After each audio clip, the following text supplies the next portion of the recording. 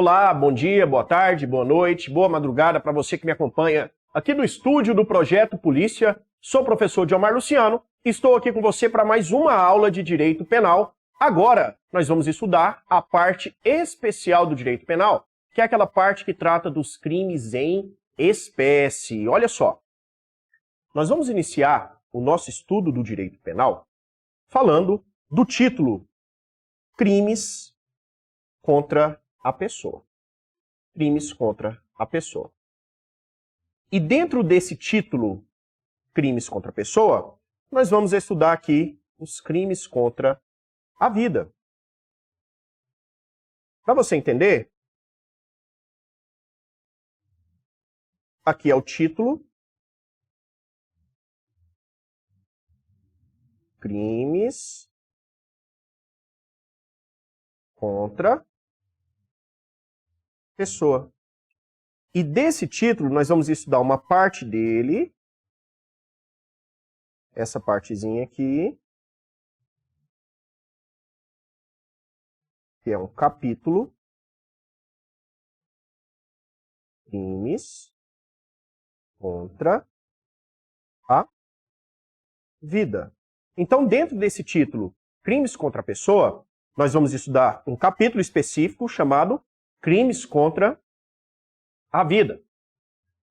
Dentro desses crimes contra a vida, nós vamos ver o homicídio, nós vamos ver o induzimento, instigação ou auxílio ao suicídio e automutilação, nós vamos estudar o crime de infanticídio e nós vamos estudar o crime de aborto. O que eu quero que você tenha noção agora é que nós temos um título chamado dos crimes contra a pessoa. Dentro desse título dos crimes contra a pessoa é que nós vamos ter o capítulo chamado dos crimes contra a vida. Então não confundam o título Crimes contra a pessoa do capítulo Crimes contra a vida, certo? Quando nós falamos desses crimes contra a vida, nós temos que saber que nós temos um bem jurídico tutelado. E o próprio capítulo nos responde. O bem jurídico tutelado aqui é a vida humana. É a vida humana que está sendo tutelada aqui no caso, certo? Só que essa vida humana, ela pode ser tanto a vida intrauterina quanto a vida extrauterina. Tanto a vida intrauterina quanto a vida extrauterina. Ou seja, a vida de quem já nasceu, que é a extrauterina, e a vida daqueles que ainda estão no ventre materno, os nossos nascituros, que é a vida intrauterina, intraútero e extraútero, extrauterina. Certo? Para a gente iniciar o nosso estudo, eu vou colocar para você aqui quais são os crimes contra a vida, que nós vamos estudar aqui. Nós vamos ter aqui no artigo 121 o homicídio. Nós vamos ter aqui no artigo 122 o induzimento, instigação ou auxílio ao suicídio / mutilação. Nós vamos ter aqui no artigo 123 o infanticídio. E nós vamos ter aqui no artigo 124 até o artigo 128 o aborto. O detalhe é que a doutrina vem consolidando o entendimento que somente quando se referir a suicídio é que será um crime contra a vida, tá? O outro detalhe que a gente tem que saber separar é, desses 4 crimes, qual deles envolve a vida intrauterina, intraútero, e qual deles envolve a vida extrauterina. Nós vamos ver que 3 desses crimes envolvem vida extrauterina. E nós vamos ver que apenas um desses crimes envolve a vida intrauterina. Então, sem mais delongas, vamos lá. Quando estivermos falando do homicídio, a vida é a extrauterina.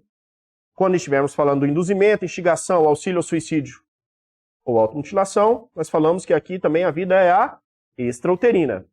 O infanticídio também é a extrauterina. E, por fim, aqui no aborto é que nós teremos vida intrauterina. O detalhe agora é que saibamos separar quando é que se inicia a vida, quando é que eu tenho a transição da vida intrauterina para extrauterina e quando é que nós temos o fim da vida. Ah, professor, é com a morte. Sim, mas qual tipo de morte? É esses detalhes que nós vamos ver aqui agora, certo? Então, olha só, acompanhe comigo.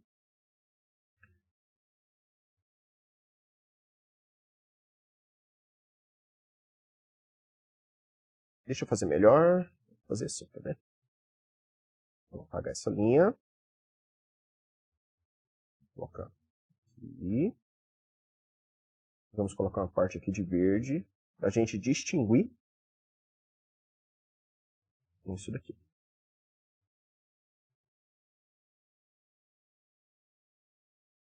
Finja que isso aqui, nossa, ficou horrível. Espera aí que vai melhorar. Vamos lá. Finja que isso aqui é uma estrela. Isso aqui é o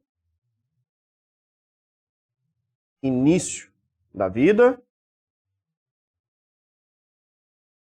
Finja que isso aqui é uma cruzinha. É o fim da vida. Nossa, professor. Para desenhar é uma negação, credo. Vamos lá. Então, o início da vida. Quando é que nós temos o início da vida? Para fins penais, você vai escrever que o início da vida se dá com a nidação. Nidação, professor, grave essa palavra, nidação. O início da vida, para fins penais, é a nidação. Tá? Em termos biológicos, nós vamos ter aqui a nidação quando eu já tenho um óvulo fecundado com espermatozoide e que esteja colado na parede do útero. Mas isso não vem ao caso para você estudar direito penal. Você apenas precisa saber que o início da vida se dá com a nidação. Nidação, essa é a palavra-chave para você. Certo? Aí aqui de azul, nós vamos ter a vida intrauterina. E aqui de verde, a vida extrauterina. Certo? E aqui, a morte. O que é o detalhe relevante aqui para nós? Esse momento aqui, ó. Quando é que acontece essa passagem da vida intrauterina para a vida extrauterina? Será qual que é esse momento da passagem da vida intrauterina para a vida extrauterina? Ah, professor, é quando ele sai do útero. Não, é quando ele nasce. Nós temos muitas discussões, mas, felizmente, nós temos uma posição consolidada quanto a isso. Olha só. A passagem da vida intrauterina para a vida extrauterina se dá com o início do parto. Olha só que interessante. Não é quando ele sai do útero, mas sim quando eu tenho início do parto. Iniciou o parto, já podemos falar de vida extrauterina. Então, a partir da hora que eu tenho o início do parto, eu tenho o início da vida extrauterina. E quando é que se dá o início do parto? Biologicamente falando, é quando nós temos o rompimento daquele saco amniótico, do líquido amniótico. Ali se deu o início do parto, ali já estaremos falando de uma vida extrauterina. Então, foquem nisso. A passagem da vida intrauterina para extrauterina se dá com o início do parto. Certo? E isso é relevante para sabermos que, a partir do início do parto, não existe mais aborto. A partir do início do parto, não se fala mais em aborto. E antes do início do parto, só pode existir aborto. Antes do início do parto, só pode existir aborto. Certo? Então, antes de iniciar o parto, eu não posso falar em homicídio, eu não posso falar em infanticídio e eu não posso falar no induzimento, instigação, auxílio ao suicídio e automutilação. Viu como é relevante nós sabermos qual é esse momento aqui da passagem da vida intrauterina para a vida extrauterina? E por fim, nós temos aqui a morte. A morte, ela vai se dar com a morte cerebral. Beleza? A morte que o direito penal adota para caracterizar o fim da vida é a morte cerebral, nenhuma outra. Então, somente a morte cerebral. Certo?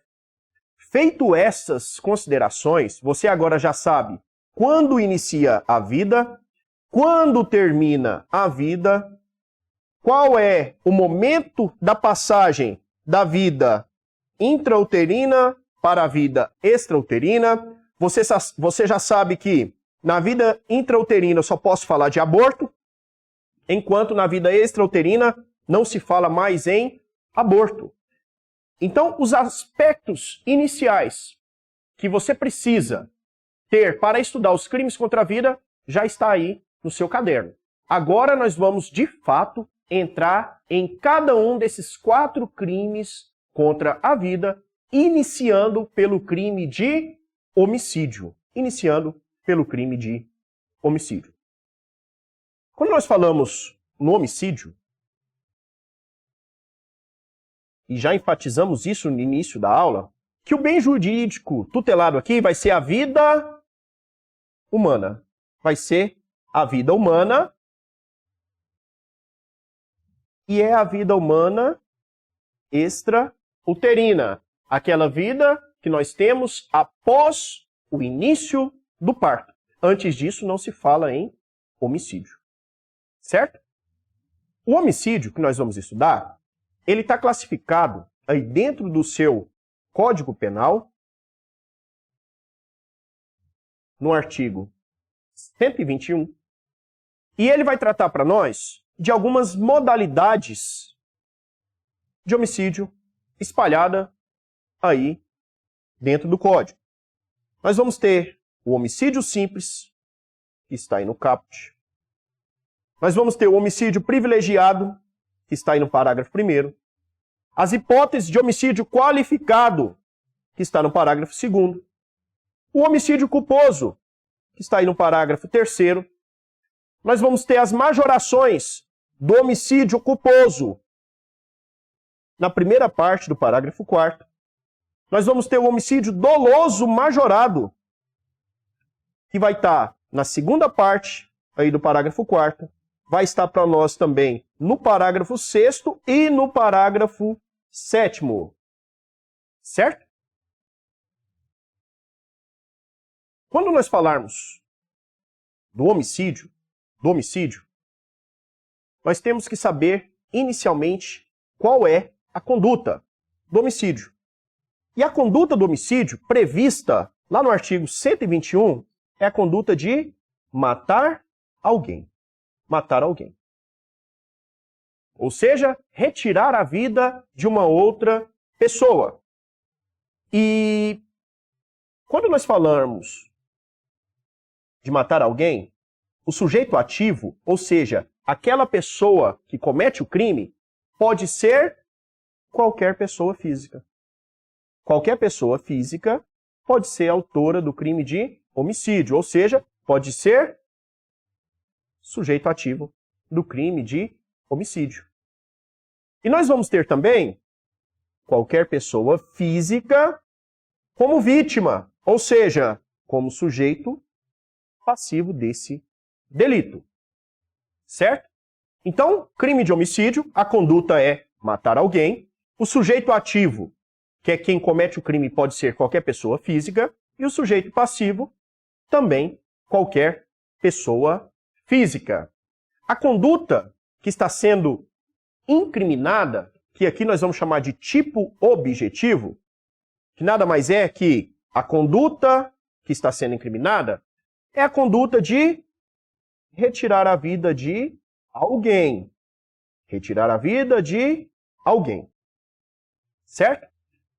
Esse nosso homicídio, ele pode ser praticado de forma livre. Não existe uma forma vinculada de você praticar o homicídio.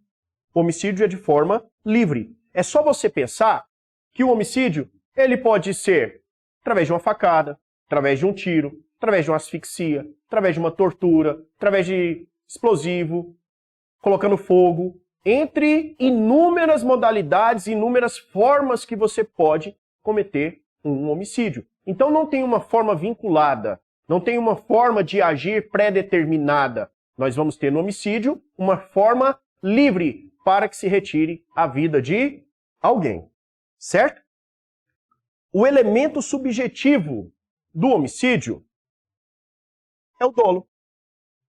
Então, o homicídio, como regra, é praticado na modalidade dolosa. E ele vai ter a sua consumação, quando a vítima vem a falecer.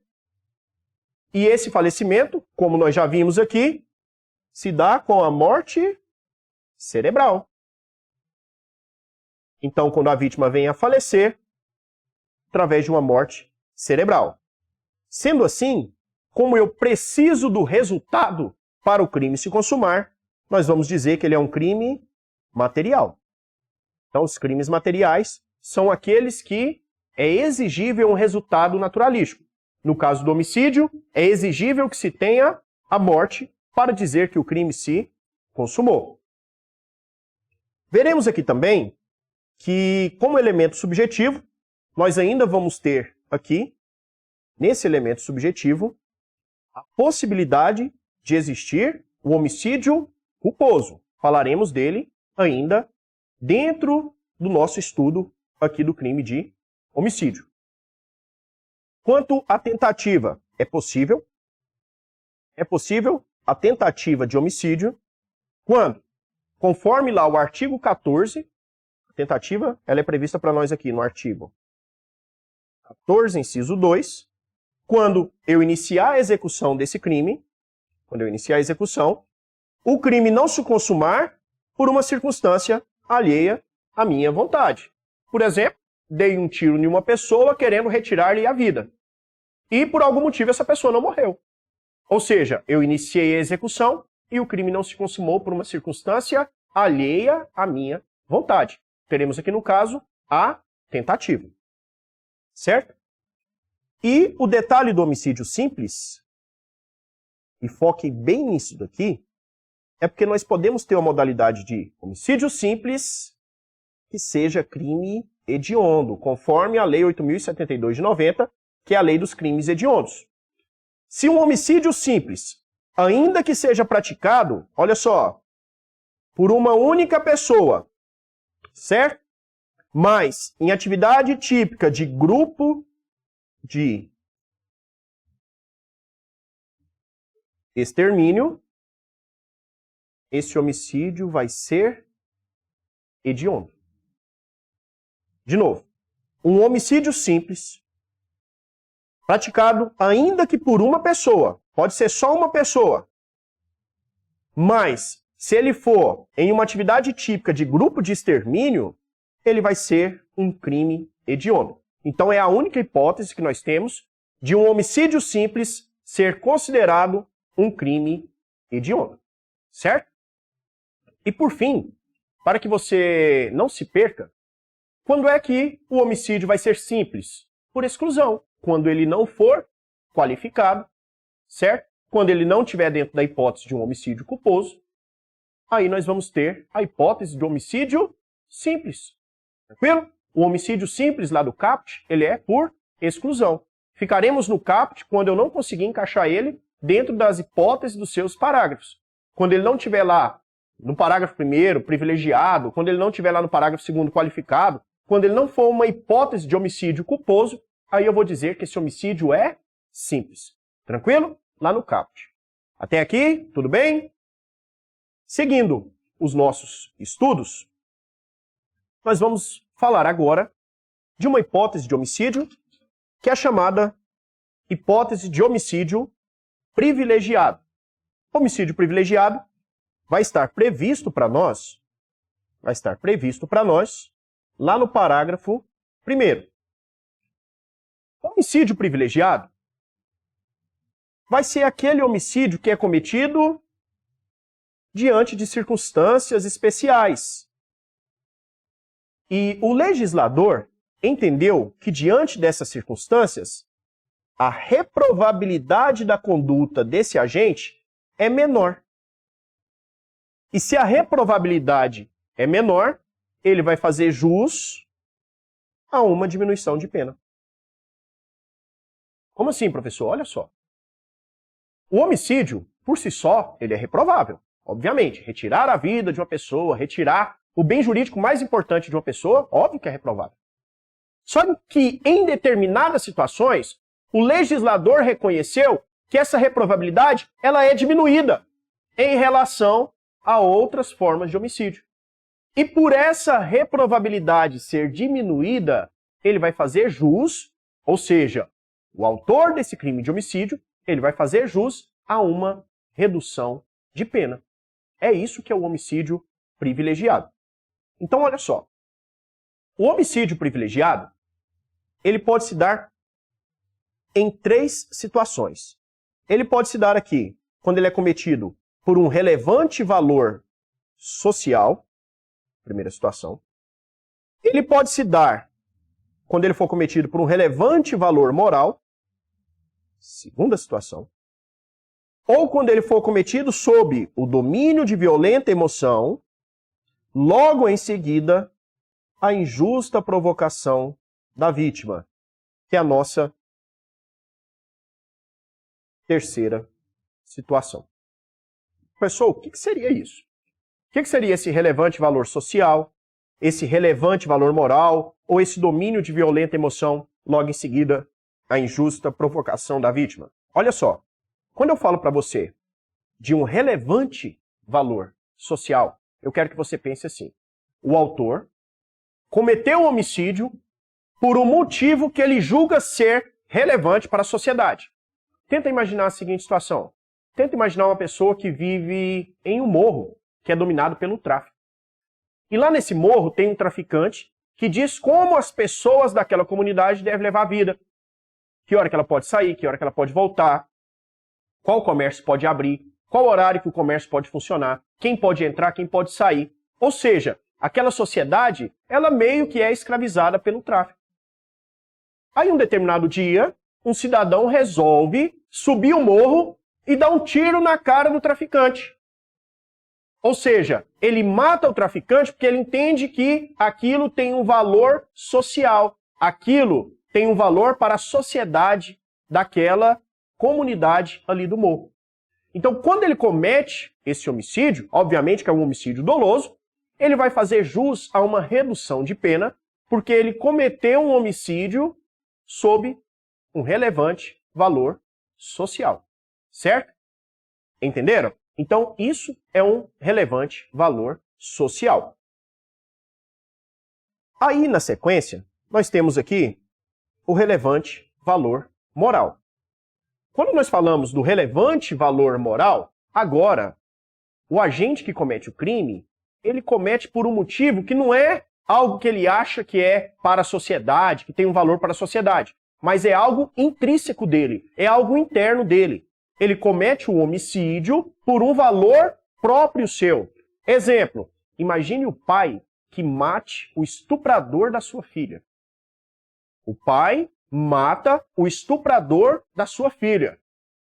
Olha só, é crime? É crime. Ele cometeu um homicídio doloso? Cometeu um homicídio doloso. Mas diante dessa circunstância, ele vai ter direito, ele vai fazer jus a uma redução de pena, que vai de 1/6 até 1/3, que nós vamos falar daqui a pouco, porque ele cometeu o crime por um motivo de relevante valor moral. O motivo intrínseco do agente, o motivo que diz respeito a ele, a sua moral, certo? Nesse caso, ele tem uma hipótese aqui de homicídio privilegiado e ele vai fazer jus a uma redução de pena, certo? E seguindo aqui a nossa lógica do homicídio privilegiado, nós temos uma terceira situação, que é quando ele fala sobre o domínio de violenta emoção. A primeira coisa que eu quero que você faça uma observação do seu caderno e que você anote, que aqui está escrito domínio de violenta emoção. Cuidado, porque a prova, o examinador, vai trocar essa palavra domínio por influência. Ele vai trocar essa palavra domínio por influência. E você não vai cair nessa pegadinha. Porque quando for influência de violenta emoção, nós vamos ver que isso aqui é uma atenuante.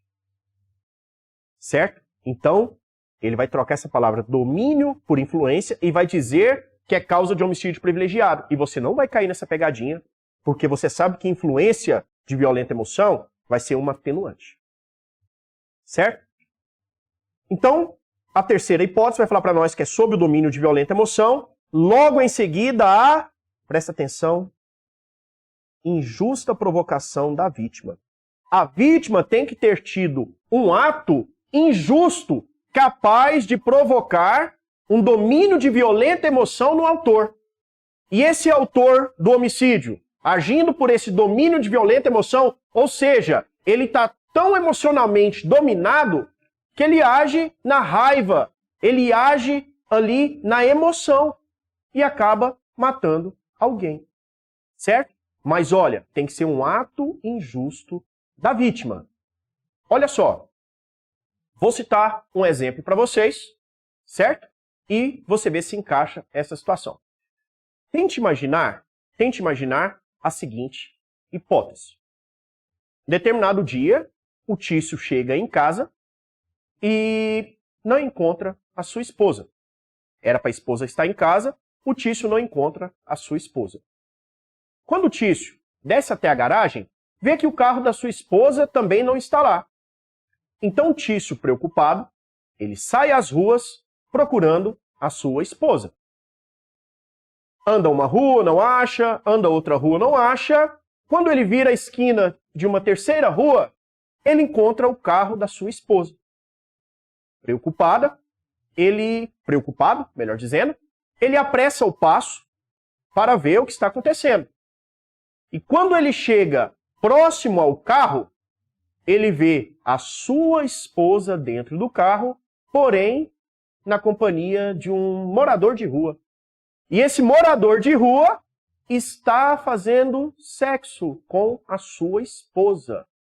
Quando o Tício vê essa situação, ele é dominado por uma violenta emoção, provocado por um ato injusto da vítima.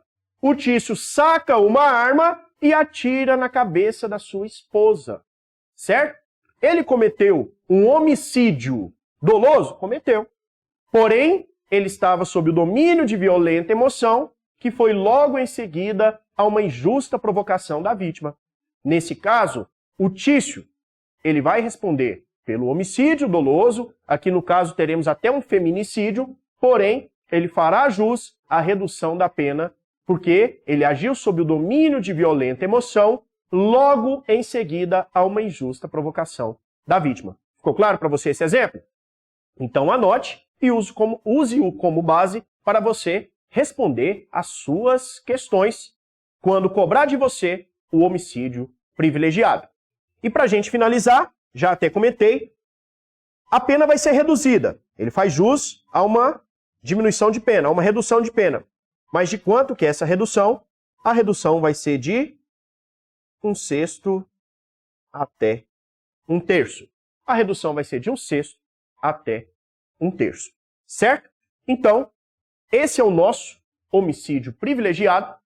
É uma causa de diminuição de pena que vai de 1/6 a 1/3 quando se tratar de um homicídio cometido por um relevante valor moral, um relevante valor social ou sob um domínio de violenta emoção, logo em seguida a uma injusta provocação da vítima. E para a gente finalizar esse assunto, eu quero que você faça uma observação aí no seu caderno. Na verdade, 2 observações. Olha só.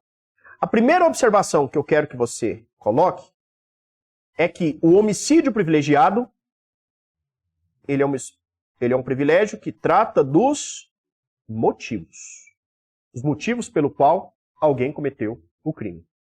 E a segunda observação que eu quero que você anote é que quando estamos diante de motivos, nós vamos falar que são causas subjetivas. São causas subjetivas. E causas subjetivas são aquelas que dizem respeito ao agente, ao sujeito, certo? Por que essas anotações, professor? Porque mais à frente nós vamos ter que voltar nesse homicídio privilegiado e nós vamos resgatar essa informação e você vai ver que ela vai fazer todo o sentido para você. Tá ok? Vamos fazer uma pausa agora. Vou dar um tempo para você tomar um café, tomar uma água, tomar um energético, lavar o rosto e voltar, que ainda tem muito mais para a gente tratar aqui do homicídio privilegiado, qualificado, culposo, majorado, entre outros. Tá ok? Vai lá, eu te aguardo aqui. Até daqui a pouco. Um abraço. Continue aí, firme nos estudos, que a sua aprovação está chegando. Ok? Até daqui a pouco.